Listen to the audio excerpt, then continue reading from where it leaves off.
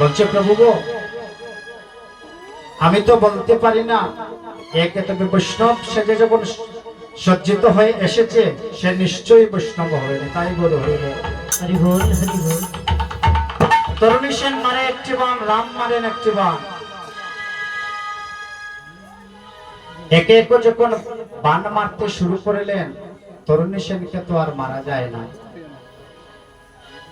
বিভীষণ বলছে প্রভু গো,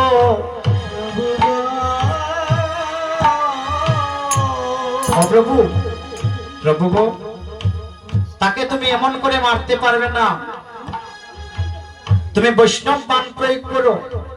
বৈষ্ণব বাণ যখন প্রয়োগ করবে তখন তার মৃত্যু হবে না। তাই বল হরি বল, হরি বল, হরি বল।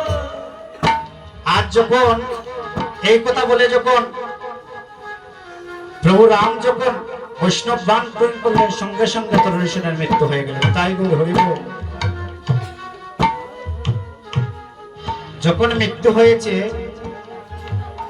যখন মাটির মধ্যে এই ধরনের মধ্যে যখন লুটিয়ে পড়েছে তার অঙ্গটা, বিভীষণ মনে মনে কাঁদছে, অজরে নয়নের জল পড়ছে। রামচন্দ্র বলছেন বিভীষণ, অবিভীষণ, এত এত যুদ্ধ আমি রোধ করলাম বিভীষণ। বিভীষণ রে, একটি বার তোমাকে কাঁদতে দেখিনি বিভীষণ, বলো বিভীষণ। ও বিভীষণ, বলো বিভীষণ, তোমার কে বিভীষণ? তুমি বলো বিভীষণ, আমার কাছে কিছু লুকিয়ে না, তুমি কিছু লুকিয়ে না আমার কাছে। তুমি বলো বলো বিভীষণ, তোমার কে? বলছে প্রভু গো, বলছে প্রভু গো, আপনি যাকে আজ বধ করেছেন প্রভু, সে আর অন্য কেউ নয় প্রভু। প্রভু গো, সে আমার একমাত্র ছেলে তরুণী সেন। তাই গৌর হরি বল। একই বিভীষণ, একই বিভীষণ,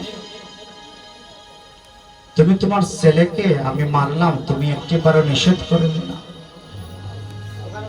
তুমি যদি আগে বলতে বিভীষণ, তুমি যদি আগে বলতে রে বিভীষণ, তোমার ছেলে আমার সাথে যুদ্ধ করতে এসেছে, আমি কিন্তু তাকে বধ করতাম না। বলে প্রভু গো, আমি যদি বলতাম আমার ছেলে, আমার সন্তান, তুমি ঠিকই তাকে বধ করতে না। তবে প্রভু গো, সে এই কুল থেকে, রাক্ষস কুল থেকে উদ্ধার পেত না। তাই বল হরি বল।